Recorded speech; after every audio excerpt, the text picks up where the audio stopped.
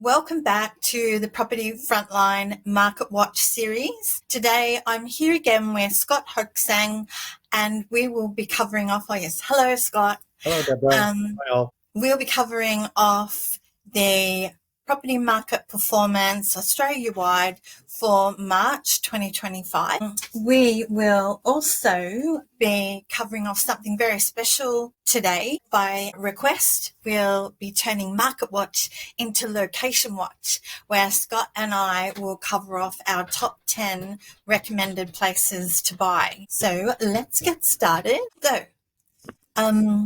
As per usual, we have drawn from the key, most reliable data sources for market performance. So that's CoreLogic. They have changed their name though, haven't they? Oh, I can't even pronounce it. Anyway, we'll see whether they keep that. SQM Research and PropTrack. And so Scott, can you take us through the performance for Sydney, Melbourne, Brisbane and Adelaide? Sure, Debra. Thanks for that handover. Jumping over to our chart for the month of March. We've got Sydney house price growth. Just as a reminder to everybody, this is houses and not dwellings. We've got 0.5% reported from CoreLogic. SQM has Sydney up 0.2% and PropTrack Sydney 0.4%. So that may be the first time we've had positives across the board for Sydney from all three providers, interestingly. Rolling down to Melbourne, CoreLogic had Melbourne with another good month at 0.5%. I think that actually puts Melbourne up about 1% in the past 2 months on their stat. SQM, interestingly enough, with their asking price data, is showing a fall here in Melbourne, 0.7%, and PropTrack was about flat at 0.1%. Looks a bit mixed. Down to Brisbane, CoreLogic has Brisbane up 0.3%. SQM, another kind of bit of an outlier, showing, look, I don't know, maybe a little bit of weakness in that upper end Brisbane market with their asking price data, down 0.8% for the month of March. PropTrack has the Brisbane market flat. And down to Adelaide, land of the churches. Yeah. CoreLogic up 0.8%. SQM, wow, look at that number for Adelaide, 1.9% growth for the month of March.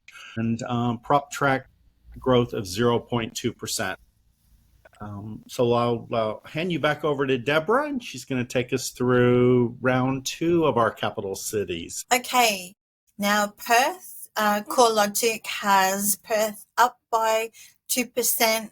SQM fairly consistent for asking prices, up 0.3%, and then PropTrack up 0.1%, so not much change. Hobart, CoreLogic has Hobart down for 0.3%, SQM up by 0.4%, not 4, and then PropTrack up 0.5. So these are very minuscule changes. If you put it on, a time map, you pretty much almost see a flat line. Darwin, CoreLogic has Darwin up 1.1, SQM asking prices up 1.1, and PropTrack up 0.4. Canberra 0.3% by CoreLogic up, and then SQM has Canberra prices down by 1.2%. And I have to pause here because, we are going to talk about what's going on in the political environment, but with Dutton saying, I'm going to sack all the people in Canberra, or actually was talking about all government employees initially. Did you hear that? No, I missed that one, but I know it was a pretty big figure in terms of total number of cuts. Yeah, and then he had to walk that back. So whether, people in Canberra were preparing for the sell-off, and so they dropped their asking prices. But you know how I feel about Canberra. it's only got one employer. So, you know, I wouldn't ever say it's like the greatest place to buy. Labor market, yes. Yeah. But then, so PropTrack has Canberra up 0.7. And then nationally, which is really hard to use. We use it for certain indicators, but really when you're making buying decisions, it's not very relevant. But yeah, nationally, CoreLogic has overall houses up by 0.5, SQM asking prices down by 0.3, and PropTrack up by 0.2. Okay, so it has been a very exciting few months, really, on the global political scale. And so we thought we would introduce some commentary around what's actually happening globally. So I'll hand it over to you, Scott, to give us a bit of insight on the latest. I will try to do my best Planet America here. Being the token American of the two, I probably follow my home country's politics more than most. Don't you often say you're a Canadian, though? You're supposed to ask me if I'm Canadian, and then sorry. I'm American. Look, the Trump tariffs have pretty well hit the global planet like a whirlwind. I think you'd have to have been asleep for the past 3 weeks to not have heard about it, notice what is happening. The initial announcements were really much broader than what anyone was thinking. I think we were thinking tariffs on a few countries, including China, and let's watch the U.S. bear down. But Trump came out the door putting tariffs on about 100 countries, including some poor little island full of penguins. Yeah. And in terms of Australia itself, the damage is actually quite light. We were only hit with the bare minimum 10% tariff. Interestingly enough, Australia actually runs a surplus with the US. We don't have a trade deficit. And that is kind of the concept of the tariffs, that they are meant to be put based on countries who are running deficits with the US in the hope that things will change and those deficits will fall.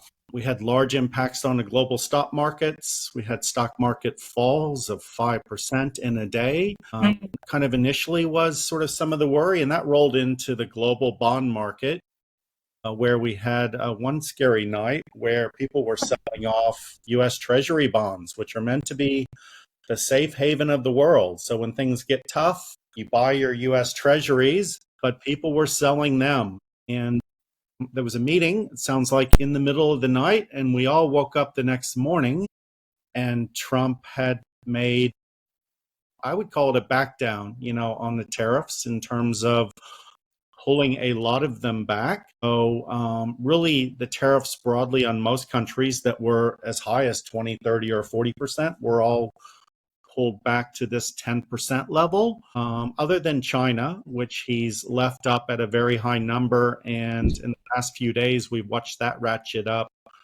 up to 100%. It's almost 150% now. And yeah, effectively, that's stopping all trade between the countries, because nobody's going to ship a product, from China to the US that cost $1,000 if they have to add $1,500 to the end price, and sell it to somebody for $2,500. It's just not too many products in the world that will sell. Yeah. But then he also corralled some things that were supposed to be exempt from tariffs for a certain amount of time. Like, it's all over the place, isn't it? Like, yeah, and we've had carve-outs for iPhones and laptops now, and it's just this sort of changing, creating so much uncertainty. I guess one big picture thing to think about here is this is creating a lot of uncertainty for businesses, and they all need to plan for the next 6 to 12 months. Investments take a lot of study, and companies don't make big investments when there's this much uncertainty. We've got a note in here about the RBA. I think we're seeing more interest rate cuts now coming into the forecast. Whether it'll be that way in another month or two, I don't know. But the major banks were out saying 3 to 5 cuts through the end of the year now. Yeah. I'm sure that'll be very well received by anybody owning property in this country. It's certainly no guarantee it's going to happen, but it feels like we have at least as many cuts, if not more, coming now to deal with all this uncertainty. Look, we made it through COVID. We We mired ourselves through the GFC, often with small decreases of house prices, in the forecasters calling for 20 to 40% falls. And in very worst case scenarios, we had falls of 5 or 10%. There were always quick rebounds and bounce backs, within 1 to 2 years of any of these falls. And I think our general consensus is that things have not changed. Australian property is very resilient. They call it as safe as bricks and mortar. We tend to be a type of asset class that people will run to when stock markets are falling or they're very volatile. And the one factor we do need to keep tabs on is any large hit to China. Should there be, finally a big recession in China, that certainly could have larger impacts here with all the exports we make. In particular, things like iron ore and coal. An impact on Perth and WA, let's say, probably one area that stands out. But we don't really know how that's going to end up right now. I think it's just something to be aware of and have in your plans. Yeah. I agree with that summary. In all of those big financial shocks, every single time property prices have bounced pretty much straight away, like investors just wander straight over to property. And also home buyers, they're reacting because they'll put their properties on the market and upgrade. So it really sort of creates its own environment. But yeah, I really think it does feel bad, but Trump's just going to be another one of those blips in the Australian property market. We'll go, that's where Trump said that. And on we'll go, because there's just not enough houses, too much demand, and not enough supply. But anyway, okay, so on to our next section, which is Location Watch. So I just want to give a little bit of an overview of why we are talking about this, apart from the fact that it's what Scott and I do every minute of every day. We're always choosing the best location for our clients. But the noise started to get really, really loud again as we started to move into election mode, federal election mode. And we started to see more and more of these stories where a lot of media outlets, including the ABC, were saying, to buy a property in Sydney, or to be able to afford to buy a property in Sydney, you have to have 1,000 in annual income, which is just such a distortion of the data. It drives me crazy. Because what they're talking about there is saying that you have to have that amount to be able to buy at the median. And of course, Sydney and all of these capitals are made up by hundreds of individual suburbs, all different types of property, some big, some old, some new, and so that's the reason why we're talking about Location Watch today. We are actually focusing on house purchases. I will try and get off my soapbox about that, though I won't be able to resist later on. Yeah. But we are focusing on houses because it seems that first-time buyers, feel as though they're being driven towards having to buy a house, not a unit or a townhouse. And so what I will do is cover off my top 10. I'm going to have to do some tricky things with my screen, because what we want to do is show you the actual locations. So my number one top pick, now this came about because I was challenged by one of my clients who said, Deb, I've got a budget of $350,000 and I just want to buy a house. Is that actually possible? And initially I was like, oh, really? Just keep saving and wait a little bit longer and you will be able to buy something that has a lot more capital growth coming to it. But I embarked on the expedition and really, like Inverell, you just can't really go past it for people who want to buy a home and live in a community where there is like a good range of jobs and a lot of infrastructure happening. And the reason why I like it, of course, it has to have all of those things that, now I'm going to find my, here. Yeah, so the reason why I like it is because it's in a really great spot. So for me to make a recommendation about a location, I want a growing population, so that means families, so babies drive up capital growth. I want a good range of infrastructure, so that's houses, shops, hospitals, rail, ideally an airport. And also I really like, and I have done very, very well with my own portfolio and also for my clients, of buying in the gap. So when I say buying in the gap, I mean places like, we will cover this, but places that are like in between like big centres. So buying in between Brisbane and the Gold Coast, you'll get some good bargains, and also in between Brisbane and the Sunshine Coast. And that is true of any capital city, except Melbourne. Anyway, so let me go back to Inverell. But Inverell is, the purchase price is so good. Are you still there, Scott? Yeah, I'm here. Oh, okay. You disappeared. All right. Yeah. So, the purchase price is great and there is a good range to choose from, but it is halfway between like the coast and also the bigger areas of Moree. So that's one of the reasons I chose it, but I better hurry up because I'm never going to get through the list. So I use the same kind of decision-making criteria for this list. Something else I do want to say though is these hot lists, they have to be tailored to each individual's budget and goals. So one of the things that people get wrong is they just go to the hot list instead of thinking through their strategy. I probably should have mentioned that earlier. But anyway, so back to Gatton.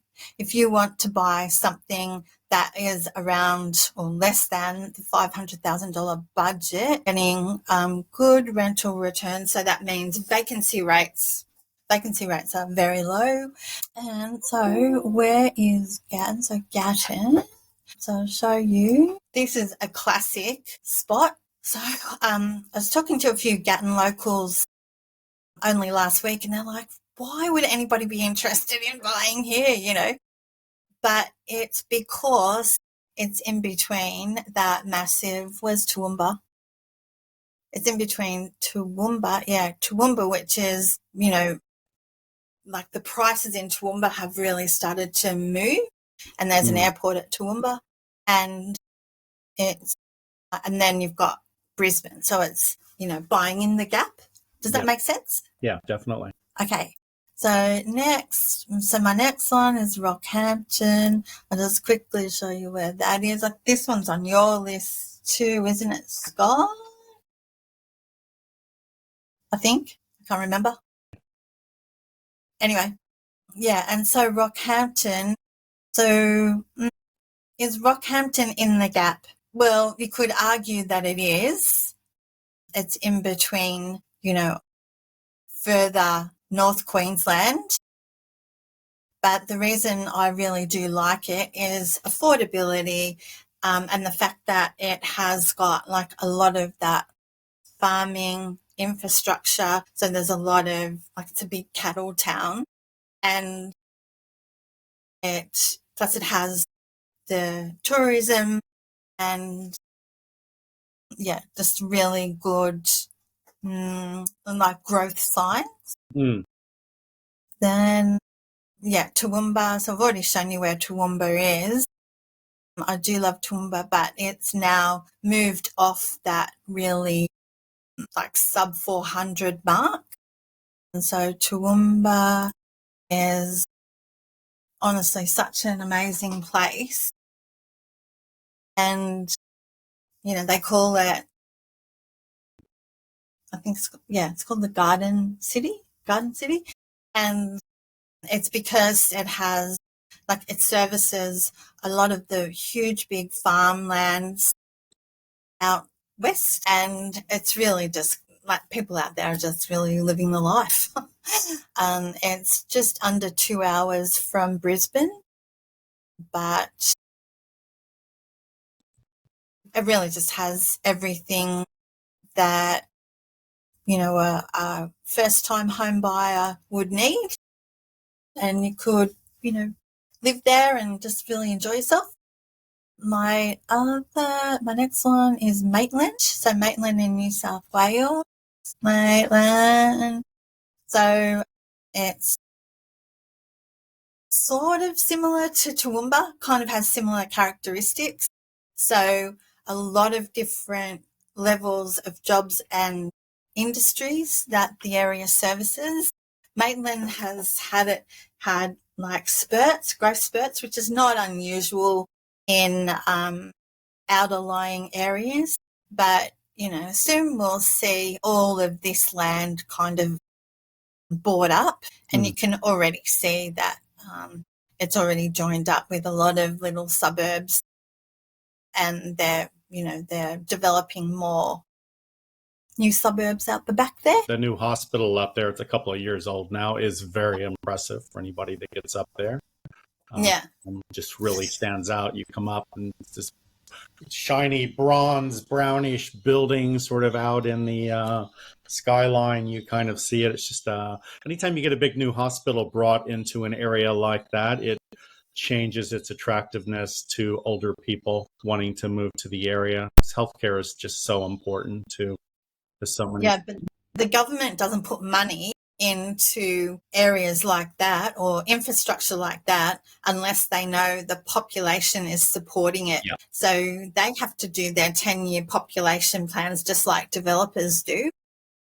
And so the fact that the government's put that much money into such a profile development means that there's already demand there. Yeah. Okay, I think I might just skip through my second half and people can, Google the locations themselves.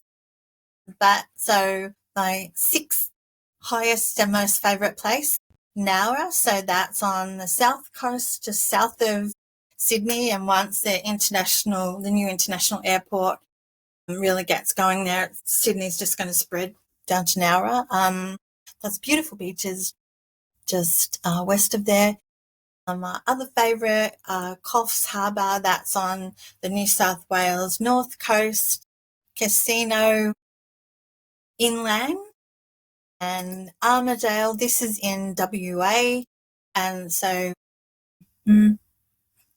I won't show you, but so the state government in Perth is putting a lot of money into their heavy rail upgrade, and so Armidale, as opposed to Middale, which is in New South Wales, Armidale is going to get the benefits of that. Plus, it's just it's already got a lot of great activity there.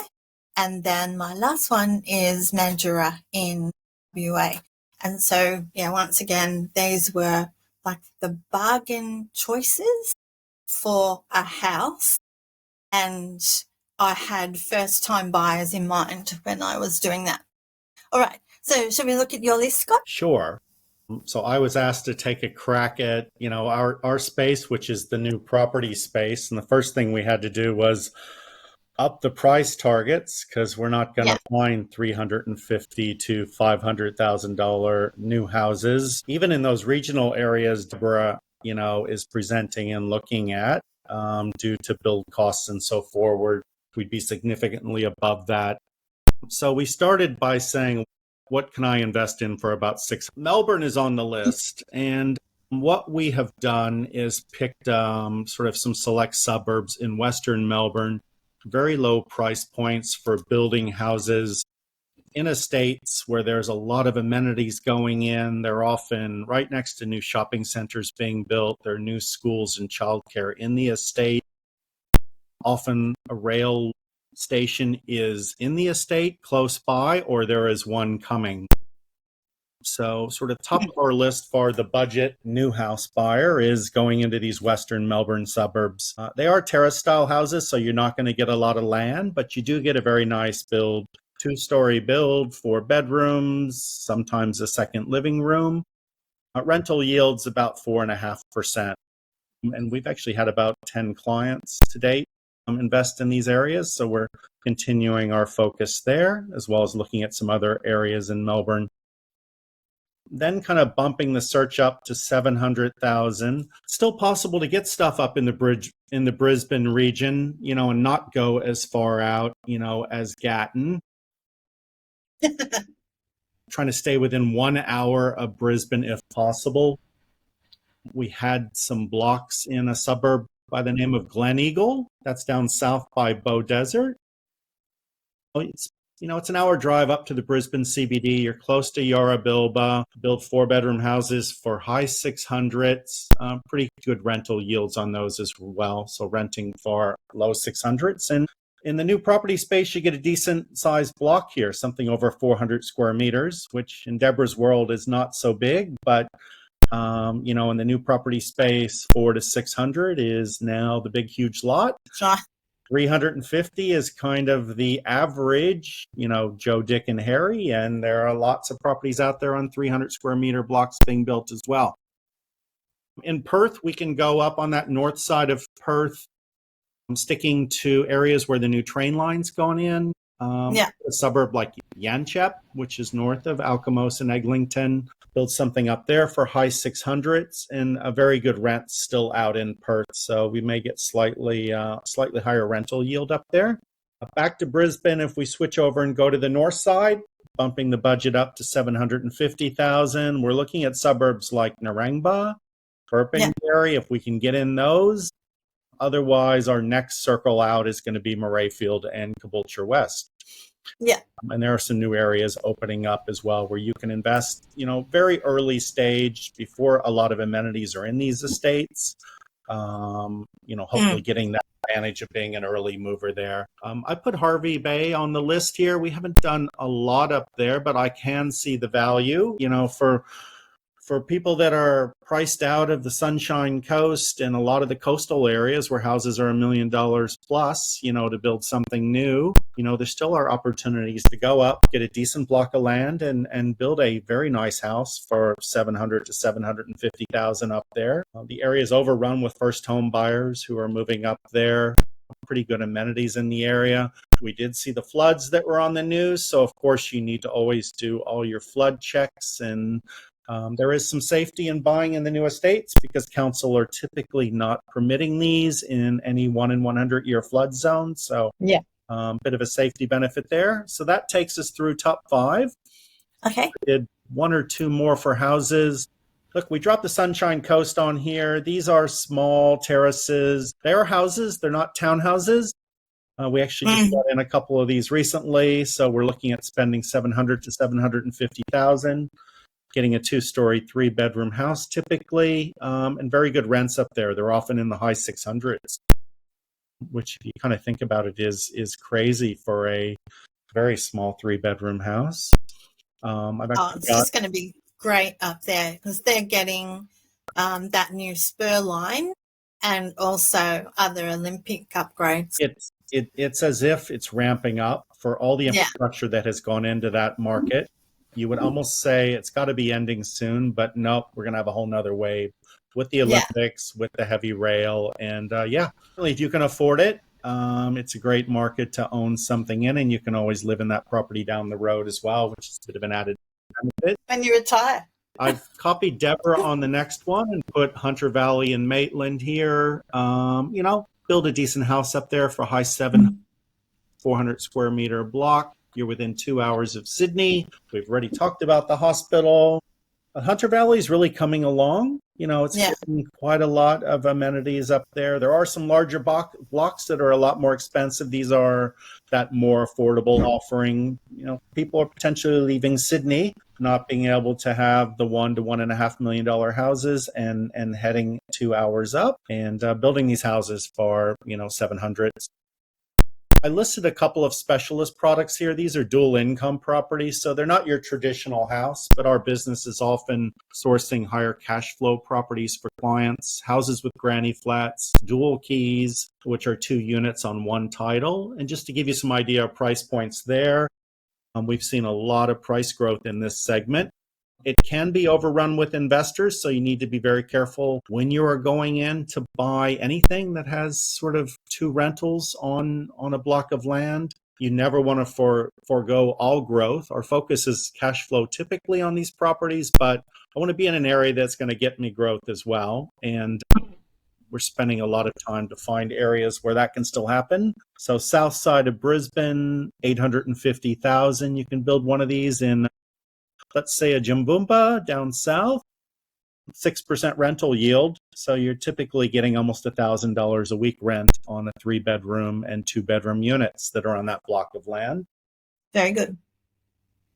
A little duplex out in Toowoomba. Now, these are not in Toowoomba CBD type areas where Debra is looking for her older existing properties for adding value. We're probably 30 minutes out of the city in a Glenvale but this is an actual duplex project. So, for 850,000, you end up with 2 3-bedroom houses on your block and split those into 2. So you've spent 425,000 per house. And the way things are going with all the incentives being thrown toward first home buyers, which we're going to be talking about soon, that part of the market could see a lot of growth if you can get these properties built and have them available to sell to that first home buyer market, let's say in 3 to 5 years. We're also doing these dual keys still out in Perth.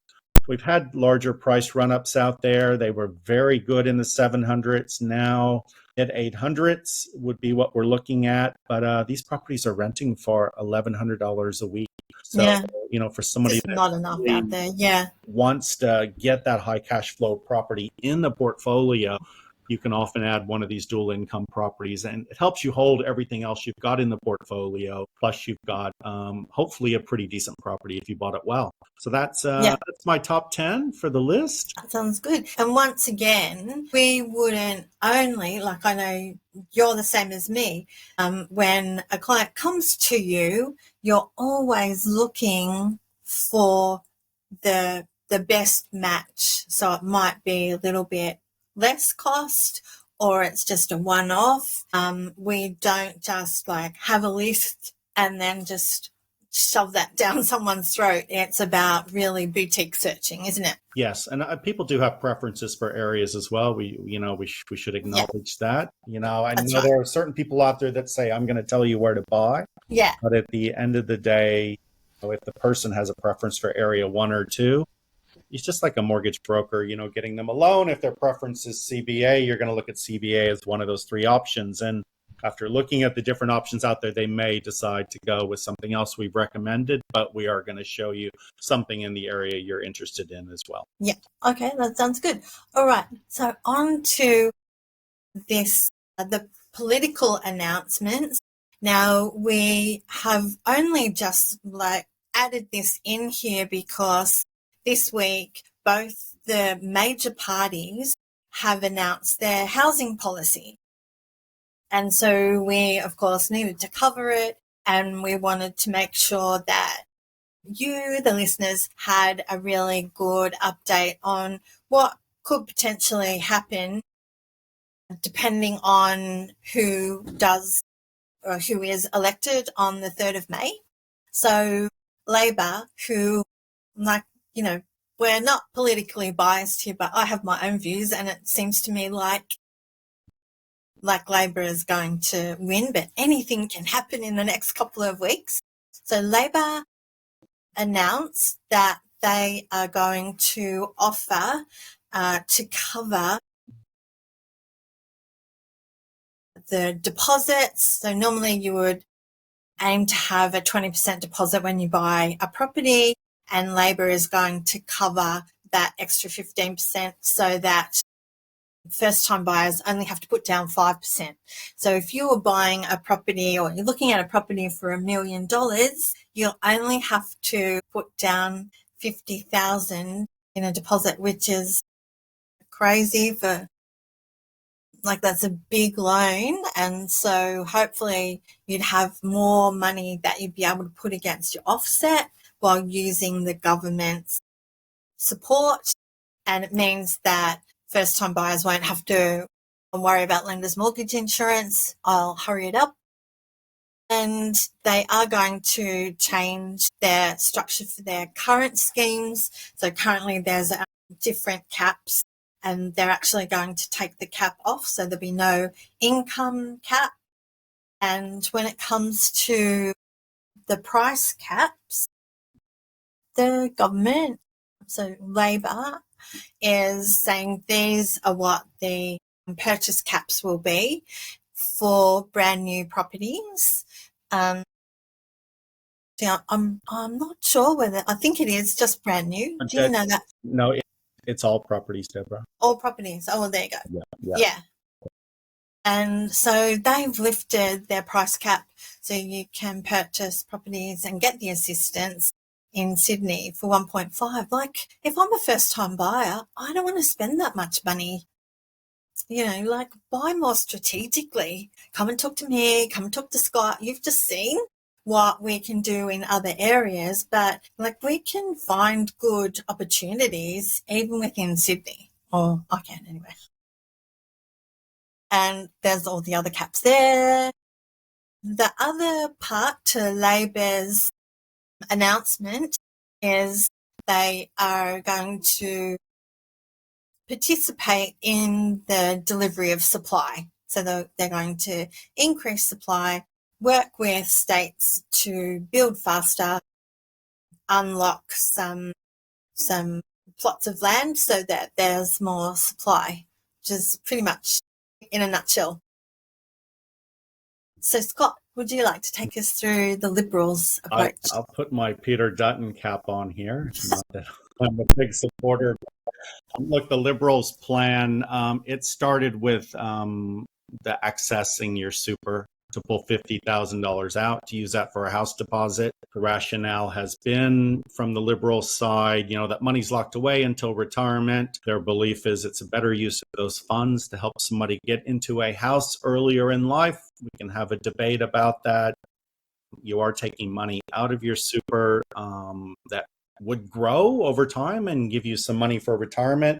But I guess the trade-off is if you do end up with a house in retirement, you could be better off under that scheme. Should you sell the house down the road, you're meant to repay that money back to super. And I think that's always a bit of a question mark on, are people going to be getting that money back into super at some later point? So that's what they started with.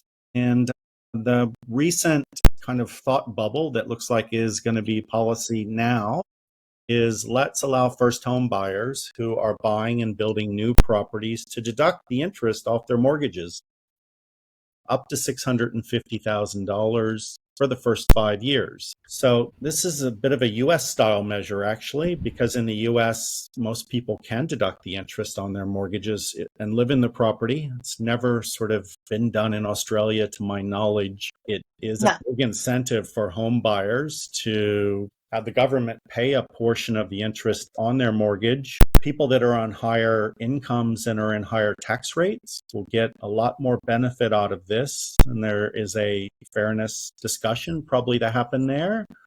That they're actually helping are the ones on the highest incomes. Yeah. And I believe there were some price caps and so forward there. I'm actually not for sure on that one. It's so new and they've only been talking about it a couple of days. And we got part 2 of their plan, actually was really kind of part 1 they talked about several months ago, was a large multi-billion-dollar investment into infrastructure. And I think most people heard this and said, that makes sense. We want to help developers roll out land quicker. They need help building sewers and roads. Councils need help with more funds to deal with approvals.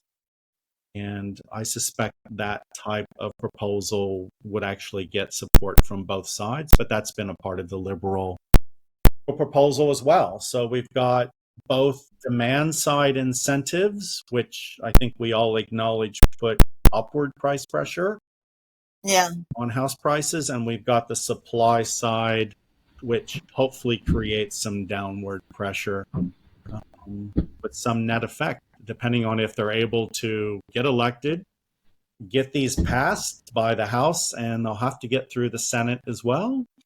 And then get them implemented in a short period of time. Yeah. And the difference with this part one of the Liberals is this was, newly built homes. So I think you did say that. Yes. Yeah. Yeah. Because as you and I both believe, really the best control of house price growth is supply. And I also believe there needs to be a mindset shift for not only first-time buyers, but people that are trying to get into the property market. Like, why is everyone obsessed with buying a house? Why does the media say you've got to buy a house? Like, I know there has been some bad press about apartments, particularly badly built new apartments. There's a lot of good apartments as well, good units where, it's, you can live closer in to transport and at least you're in the property market without just being bounced out the side continually. Have any thoughts on that, Scott? Well, you've got household sizes that are small, and I don't know if they're falling or not, but there's certainly more single households with one person and one child. And back to your kind of argument, we're pushing people toward houses, going out buying these 3 and 4 bedroom houses. A huge percentage of these households actually only have 1 or 2 people in them. It does feel from that perspective like units should be a much larger part of this debate. And when we established older suburbs, there would be a mix of housing. Like you look at the new suburbs now, there isn't much density. You might see a few duplexes and that kind of thing, but we used to see all those 2 and 3 story walk-ups everywhere and then houses sprinkled around them. Developers just aren't doing that anymore, which is a shame. And that is one of the sources of the problem. Yeah, I don't think there's anything in either side there that is going to help getting a lot of new units built, and that is where the largest fall in approvals has been. Yeah. Anyway, problem for another day. So that is pretty much it for us today. What I would like to announce, though, is that we are opening up our fabulous Buyer Success Program. This program is only run a few times a year, but next week we are opening the doors for our May intake. This program, we say it's the DIY way to buy without stuffing up, so you can stop guessing, stressing or overpaying. And it really is designed for people who don't buy property very often or first-time buyers so that they can boost their buying power. So it will give you more influence while you're actually going through the process of your purchase. There'll be more information on that in the description. But yes, so thanks very much for watching. We will be working on our next episode, and next time we'll be covering the topic of the feasibility of buying apartments. We're just talking about it and how the apartment market is performing, plus lots more. If you would like to know when the next episode drops, make sure you subscribe. If you would like to know when our next episode drops, make sure you subscribe. And if there's something that you would like us to cover, make sure you send us an email or give us a call. Our details will be in the description. And that's it for now. Thank you very much. Thanks, everyone.